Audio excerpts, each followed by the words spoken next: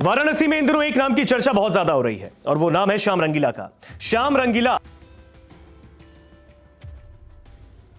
और सबसे बड़ी बात, कोई छोटे मोटे नेताओं के लिए वो चुनाव नहीं लड़ रहे, कोई छोटे मोटे नेताओं को वो चुनौती नहीं दे रहे, वो सीधा चुनौती दे रहे हैं देश के प्रधानमंत्री नरेंद्र मोदी को। जी हां, वाराणसी से, जहां से नरेंद्र मोदी लोकसभा का चुनाव इस बार तीसरी बार लड़ने जा रहे हैं, वहीं से श्याम रंगीला ने लोकसभा चुनाव लड़ने की मंशा जताई थी। बीते कई दिनों से एक के बाद एक उन्होंने एक्स पर पोस्ट करते हुए यह आरोप भी लगाया कि उन्हें नॉमिनेशन फाइल नहीं करने दिया जा रहा। उन्होंने मोदी सरकार को तानाशाही सरकार करार दिया। उन्होंने कहा कि मैं कलेक्ट्रेट के बाहर घंटों खड़ा रहा हूं, लेकिन मुझे नॉमिनेशन फाइल नहीं करने दिया जा रहा। हालांकि बीते दिन अब आखिर में उन्होंने कई जद्दोजहद के बाद, कई मशक्कत के बाद उन्होंने नॉमिनेशन फाइल कर दिया, नामांकन भर दिया है वाराणसी से लोकसभा चुनाव लड़ने के लिए। और तो और उनके सामने उन्होंने कहा है कि मैं प्रधानमंत्री नरेंद्र मोदी के खिलाफ वाराणसी से लोकसभा का चुनाव लड़ूंगा।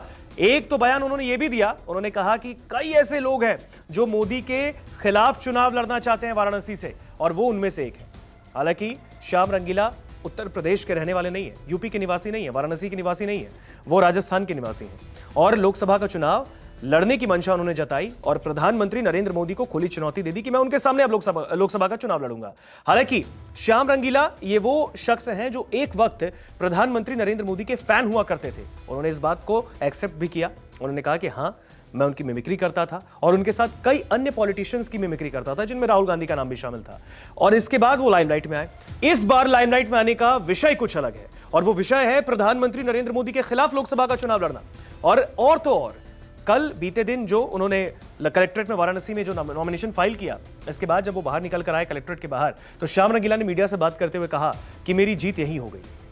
इतने मशक्कत के बाद, इतने जद्दोजहद के बाद आखिर में सहयोग से, जनता के सहयोग से, इलेक्शन कमीशन के सहयोग से, क्योंकि उन्होंने इलेक्शन कमीशन को टैग करके ट्वीट किया था, उन्होंने कहा कि मैं घंटों वाराणसी के कलेक्ट्रेट के बाहर खड़ा हूं, लेकिन मुझे नॉमिनेशन फाइल नहीं करने दिया जा रहा। आखिर वजह क्या है? अब देर शाम उन्होंने नॉमिनेशन फाइल कर दिया। इसके बाद उन्होंने कहा कि मेरी जीत अब हो चुकी है। हालांकि ऐसा क्या हुआ कि श्याम रंगीला प्रधानमंत्री नरेंद्र मोदी के खिलाफ हो गए? क्योंकि एक वक्त फैन भी हुआ करते थे। दूसरी बात कि वाराणसी लोकसभा चुनाव लड़ने की उन्होंने मंशा क्यों जताई? वो वाराणसी जहां से प्रधानमंत्री नरेंद्र मोदी एक नहीं दो बार वहां का प्रतिनिधित्व लोकसभा में कर चुके हैं, तीसरी बार वहां से कैंडिडेट है। हालांकि प्रधानमंत्री नरेंद्र मोदी ने बीते दिन अपना नॉमिनेशन फाइल कर दिया और एनडीए के कई दिग्गज नेता उनके साथ वाराणसी में थे। इसमें कई राज्यों के मुख्यमंत्री भी थे।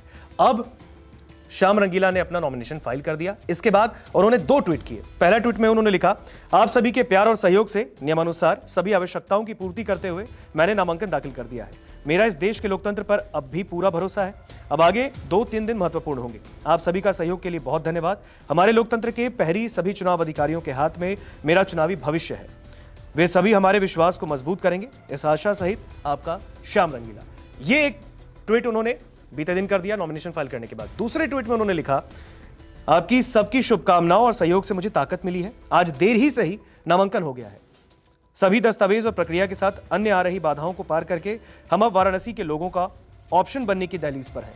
अभी बस 2-3 दिन का इंतजार है। चिन्ह आ जाए, लड़ेंगे पूरे दम से आप सबके सहयोग से। तो ये दो ट्वीट एक के बाद एक उन्होंने ट्वीट करते हुए इस बात की जानकारी दी कि उन्होंने नॉमिनेशन वाराणसी लोकसभा से फाइल कर दिया है, सबमिट कर दिया है। इसके बाद जब उनसे पूछा गया कि वो चुनाव कैसे लड़ेंगे, फंड कहां से लाएंगे, पैसे कहां से लाएंगे, इस पर उन्होंने कहा कि मैं क्राउड फंडिंग करूंगा, क्योंकि मेरे पास तो पैसे भी नहीं। उन्होंने कहा मेरे पास 25,000 रुपए भी नहीं है। बीते दिनों हमने आपको एक खबर ये भी दिखाई थी, उन्होंने कहा था, उनकी कमाई के बारे में भी बताया था। उन्होंने कहा था कि मेरे पास तो 25,000 रुपए भी नहीं है, मैं कैसे चुनाव लड़ूंगा वो मैं देखूंगा, लेकिन मैं क्राउड फंडिंग करूंगा, जनता के पास जाऊंगा, सबके बीच जाऊंगा। हालांकि अब वाराणसी का ऑप्शन जो बनने की बात उन्होंने कही है, क्योंकि प्रधानमंत्री को सीधा खुली चैलेंज दे रहे हैं, खुली चुनौती दे रहे हैं, खुला चैलेंज दे रहे हैं। क्या होगा श्याम रंगीला के आने वाले वक्त में नतीजा, उनके चुनावी भविष्य का, वो तो 4 जून को पता चलेगा। लेकिन अब नॉमिनेशन वो फाइल कर चुके हैं। उन्होंने कहा कि चिन्ह अब आ जाएंगे 2 से 3 दिन में।